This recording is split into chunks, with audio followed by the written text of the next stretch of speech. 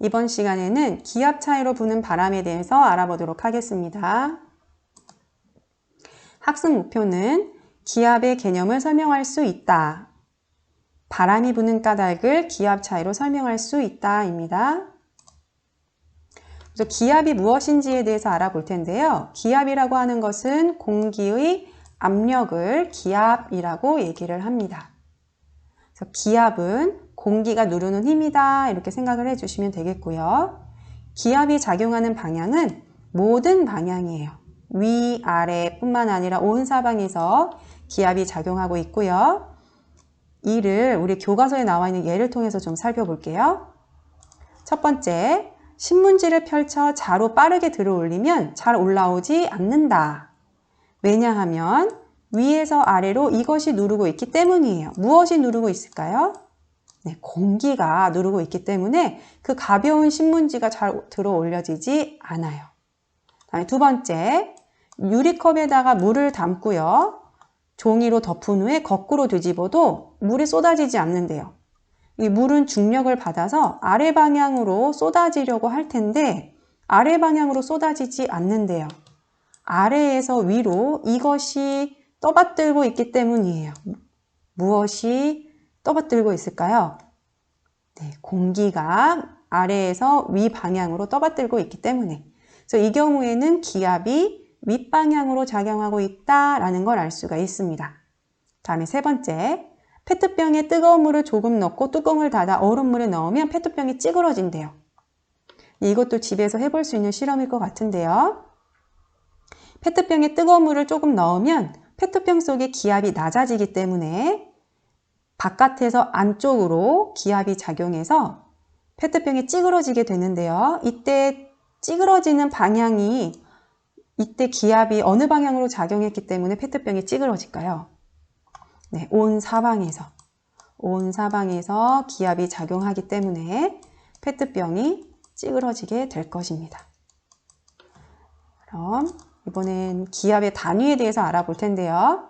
제일 많이 쓰는 단위가 바로 이거 두 가지예요. 1기압, 우리 지표면에서의 기압을 1기압이라고 얘기를 하고요. 약 1013 헥토파스칼입니다. 이 헥토파스칼은 계속 나올 테니까 기억해 두세요. 그리고 1기압은 약 1013 헥토파스칼이다 라는 것까지 잘 기억을 해 두시고요. 76cm Hg 요거는 바로 후에 다시 살펴보게 될 텐데요. 이 얘기는 무슨 얘기냐면 여러분들 그 전에 이 Hg라고 하는 것은 이것의 원소기호인데요. 무엇의 원소기호일까요?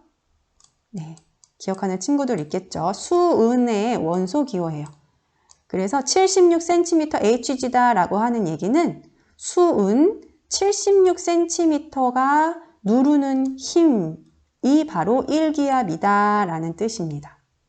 그래서 지표면에서 작용하는 기압의 크기가 1기압인데요. 이 1기압은 수은 76cm가 누르는 힘과 같아요. 어마어마하게 강한 힘이고요. 물로 얘기를 하면 물 10m 정도의 물 높이가 누르는 힘이 지표면에서의 기압과 크기가 같습니다. 비슷합니다. 그래서 어마어마한 기압, 공기가 누르는 힘이 지표면에서 작용하고 있는데요. 우리 사람을 좀 볼게요. 사람 같은 경우에도 기압을 받고 있어요. 모든 방향에서 기압이 작용하고 있습니다. 위에서 아래뿐만 아니라 왼쪽에서 오른쪽, 오른쪽에서 왼쪽 모든 방향에서 어마어마한 힘을 받고 있어요. 그런데 우리는 왜 이 기압을 느끼지 못할까요? 네, 바로 우리 몸 안에서도 똑같은 힘으로 바깥쪽으로 똑같은 힘이 작용하고 있기 때문에 우리는 기압을 받고 있는 걸 느끼지는 못하지만 실제로는 어마어마한 힘을 받고 있습니다. 이게 바로 공기가 누르는 힘, 기압입니다. 기압의 크기를 최초로 측정한 사람이 바로 토리첼리인데요.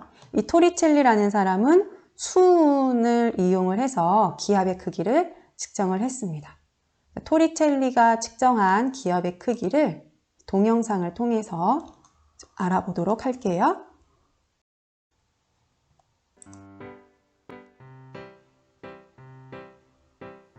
수은을 이용해서 대기압을 측정해 봐야겠군. 1m 길이의 유리관에 수은을 가득 채운 다음 수은이 담긴 수조에 거꾸로 세우면 유리관 수은의 높이는 수은면에서 약 76cm가 되는구나. 그럼 이때 수은면을 누르는 기압은 수은 기둥이 누르는 압력과 같지. 유리관을 기울여도 수은 기둥의 높이는 76cm로 같아.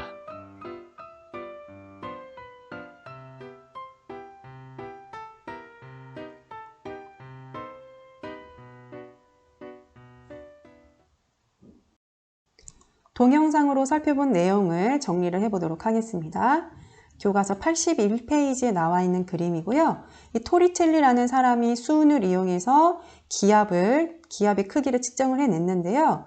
그 기압이라고 하는 것은 공기가 누르는 압력이기 때문에 눈에 보이지 않아요. 그런데 눈에 보이는 수은을 이용을 해서 기압의 크기를 측정했다는 면에서 굉장히 유의미한 실험이라고 볼 수가 있습니다. 네, 이렇게 수은면을 공기가 누르는 압력과 76cm의 수은 기둥이 누르는 압력이 서로 같다라는 것을 알아냈어요. 그래서 우리가 눈에 보이지 않는 공기가 누르는 힘이 약 수은 76cm가 누르는 힘과 같다라는 걸 알아낸 사람이 바로 토리첼리라는 사람입니다. 그럼 교과서에 나와 있는 문제 한번 풀어볼게요. 1기압보다 높은 곳에서는 수은 기둥의 높이가 어떻게 될까요? 네, 이 수은면을 누르는 압력이 커지면, 기압이 커지면, 수은면을 누르는 기압이 커지면 당연히 수은면이 누르는 힘도 커져야 되겠죠? 그렇기 때문에 유리관 속의 수은의 높이는 높아지게 될 것입니다. 다음으로 넘어가 볼게요. 높이에 따른 기압의 변화에 대해서 살펴볼 텐데요. 우리 교과서 81페이지에 그래프가 하나 나와 있어요. X축은 기압이에요. 오른쪽으로 갈수록 기압이 커지는 걸 알 수가 있고요. 위로 올라갈수록 높이를 나타냅니다. 자, 이 부분, 높이가 0km인 이 부분이 지표면이 되겠죠. 우리 땅이고요. 이 부분은 하늘 윗부분을 얘기를 하는 거예요. 위로 올라갈수록. 자, 그러면 지표면, 땅에서는 기압이 가장 크고요. 높아지면 높아질수록, 하늘 위로 올라가면 올라갈수록 기압이 작아지는 것을 알 수가 있습니다. 왜 땅에서 기압이 높았는데 하늘 위로 올라가면 올라갈수록 기압이 낮아질까요? 네, 기압이라고 하는 것은 공기가 누르는 압력이기 때문에, 힘이기 때문에 공기의 양이 많으면 많을수록 기압이 커지고 공기 양이 적으면 기압이 작아져요. 그런데 지표면, 지구 땅에 가장 가까이 있는 부분은 중력이 크기 때문에 공기의 양이 많고 올라가면 올라갈수록 공기의 양이 적어지기 때문에 중력이 작아져서 공기 양이 적어지기 때문에 기압 또한 작아지게 됩니다. 자, 이렇게 지구 모양으로 다시 살펴볼게요. 이 지표면 부분은 공기가 많고요. 지표면 부분은 중력이 크기 때문에 공기가 많고요. 올라가면 올라갈수록 중력이 작아지게 돼요. 중력이 작아지게 되기 때문에 공기의 양이 적어요. 그래서 공기의 양이 많은 지표면 부분은 기압이 커지고요. 그리고 윗부분, 중력이 작아서 공기의 양이 적은 이 부분은 기압이 낮아지게 됩니다. 우주는 어떨까요? 우주는 공기가 없어요. 우주는 공기가 없기 때문에 이 부분은 기압이 없다라고 보셔도 되겠죠. 그런데 이 지표면 부분에서도 공기는 끊임없이 이동을 해요. 우리 공기의 이동이 바로 바람이에요. 바람은 공기가 이동하는 것인데요. 이렇게 공기가 끊임없이 이동을 하기 때문에 기압이 시간과 장소에 따라서 달라지게 됩니다. 자, 이제 우리 기압의 차이에 대해서 또 살펴보도록 할게요. 바람이란 공기가 기압이 높은 곳에서 낮은 곳으로 이동하는 것을 바람이라고 얘기를 해요. 기압이 높은 곳에서 낮은 곳으로 이동하는 것이다 라고 했는데요. 기압이 높은 곳은 공기가 많은 곳이고요. 기압이 낮은 곳은 공기가 좀 적은 곳, 기압이에요. 자, 그러면 어떻게 공기가 많아지고 어떻게 했을 때 공기가 적어지게 되는지 좀 살펴볼 텐데요. 이 지표면이 가열이 돼요. 지표면이 가열이 되면 이 부분에 있는 공기는 온도가 높아지게 되겠죠. 온도가 높아지면 밀도는 작아져요. 밀도가 작아지기 때문에 지표면이 가열된 곳의 공기가 밀도가 작아져서 위로 올라가게 됩니다. 반대로 지표면이 냉각이 된 부분은 이 부분은 공기가 차가워져요. 온도가 낮은 공기는 밀도가 크기 때문에 아래로 내려오게 돼요. 그래서 이 부분에 있는 공기는 자꾸 위로 올라가네요. 그럼 이 부분은 공기의 양이 많을까요? 적을까요? 네, 공기의 양이 이 부분은 적어지게 돼요. 그리고 이 부분 볼게요. 이 부분은 위에서 자꾸 공기가 내려오네요. 그러면 이 부분은 공기의 양이 많아질까요? 적어질까요? 네, 공기의 양이 많아지게 됩니다. 자, 그래서 바람이 공기의 양이 많은 곳에서 공기의 양이 적은 쪽으로 바람이 불게 되는 거예요. 자, 그래서 고기압이라고 하는 얘기와 저기압이라고 여러분 한번 들어봤을 텐데요. 공기가 많은 곳이 고기압, 그리고 공기의 양이 적은 곳을 저기압이라고 얘기를 해요. 고기압이라고 하는 것은 공기의 양이 많은 곳, 저기압은 공기의 양이 적은 곳. 그래서 바람은 고기압에서 저기압 쪽으로 바람이 불게 됩니다. 이거 꼭 기억해 두시길 바랄게요. 네, 이거 중요하기 때문에 다시 정리해 볼게요. 지표면에 기온 차이가 생기면 기압 차이가 생기게 되는데 가열이 되면 기압이 낮아지고요. 냉각이 되면 기압이 높아지게 돼요. 기온이 높아지면 기압은 낮아지고 기온이 낮아지면 기압은 높아지게 됩니다. 고기압에서 저기압으로 바람이 분다. 이렇게 정리를 해 두시면 되겠습니다. 그리고 기압 차이가 클수록 바람이 더 세지겠죠? 공기의 양이 고기압과 저기압의 공기의 양의 차이가 많으면 많을수록 더 센 바람이 불게 됩니다. 다음으로 넘어가 보도록 할게요. 네, 풍향이라고 아마 여러분 들어보셨을 텐데요. 풍향은 바람이 불어오는 방향을 풍향이라고 하고요. 풍속은 바람의 속력, 바람의 세기라고 생각을 하시면 됩니다. 자, 우리 마지막으로 해력풍에 대해서 살펴볼게요. 해력풍의 이 해는 바다해, 륙은 육지를 뜻해요. 그래서 해력풍은 바다와 육지 사이에 부는 바람을 해력풍이라고 하는데요. 하루를 주기로 풍향이 바뀌어요. 왜 이런 일이 일어나는지 천천히 볼게요. 먼저 원인은요, 육지가 바다보다 더 빨리 가열되고 냉각되기 때문에 생깁니다. 여러분 해안가에 놀러가 본 적이 있으면 아마 알 텐데 낮에, 태양이 쨍쨍 내리쬐는 낮에는 모래사장을 맨발로 밟으면 굉장히 뜨거워요. 모래가 굉장히 뜨거워요. 그래서 육지가 모래사장이겠죠. 모래사장과 여러분들 바닷물의 온도를 비교를 하면 어느 쪽이 더 뜨거워요? 모래사장이 더 뜨겁습니다. 육지가 바다보다 빨리 가열되기 때문에 그래요. 그런데 육지가 바다보다 더 빨리 또 냉각이 되기 때문에 밤이 되면 오히려 이번에는 모래사장의 온도가 바닷물의 온도보다 낮아지게 돼요. 이렇게 바다와 육지 사이에 온도 차이가 생기게 되니까 온도 차이가 생기면 기압 차이가 생기게 되고 그로 인해서 바람이 불게 되는 거예요. 이걸 바로 해력풍이라고 얘기를 합니다. 낮에 한번 볼게요. 낮에는 해가 쨍쨍 내리쬐기 때문에 모래사장 쪽이 바다보다 온도가 더 높아요.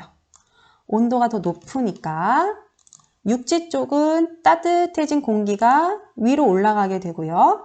바다 쪽은 상대적으로 온도가 낮기 때문에 온도가 낮아서 아래쪽으로 공기가 내려오게 돼요. 그래서 육지 쪽이 저기압, 바다 쪽이 고기압이 되고요. 그래서 바람은 고기압에서 저기압으로 불기 때문에 바다에서 육지 쪽으로 바람이 불게 되고 바다에서 불어오는 바람이다. 그래서 해풍이라고 얘기를 합니다. 자, 그러면 여기 하늘 윗부분을 좀 볼게요. 이 하늘 윗부분을 좀 보면 자, 이 부분은 오히려 공기의 양이 많아지게 되고요. 이 부분은 공기의 양이 적어지게 되죠. 그래서 저 하늘 위에서는 공기가 오른쪽으로 이동을 하게 됩니다. 낮에 해풍이 부는 낮에 정리해 볼게요. 기온은 육지가 바다보다 더 높아지고요. 기압은 바다가 더 높아지게 되어서요.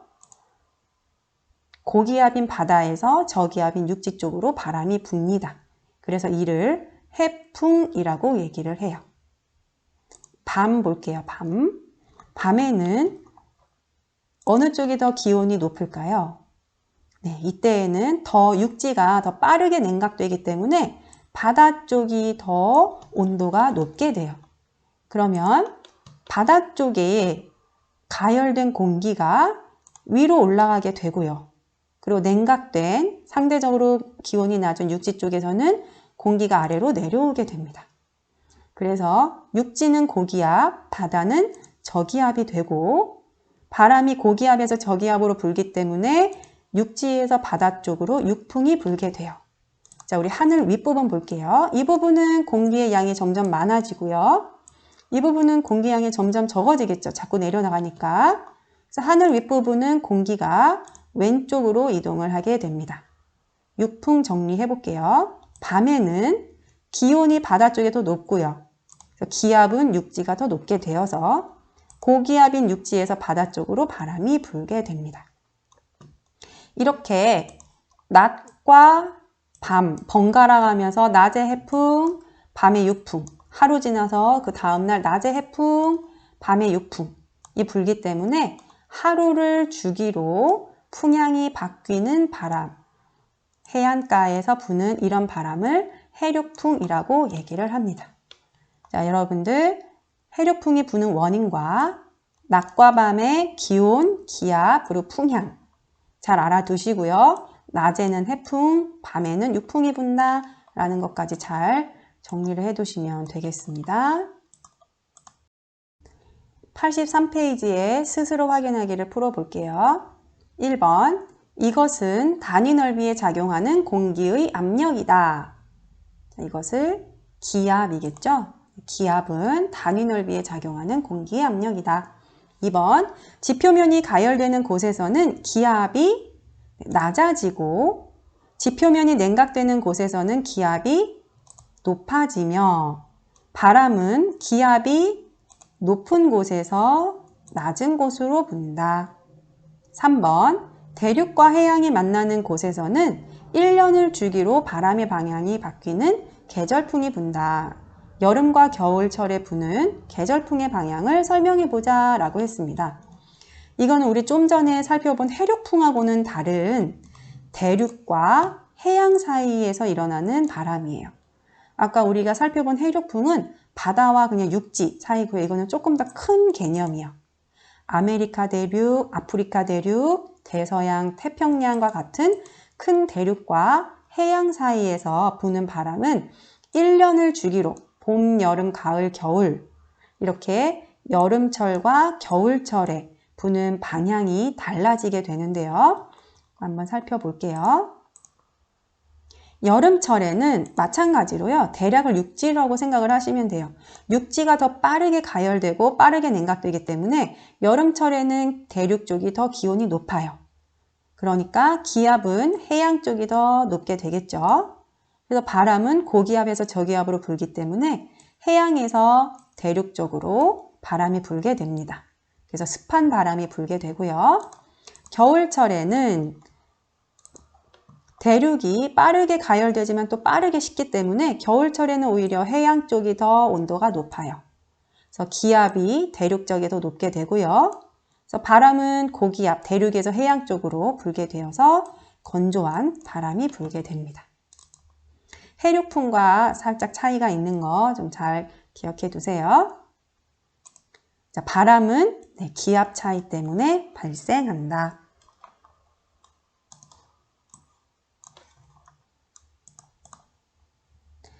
이번 시간에 배운 내용 선생님이 정리를 해보았습니다.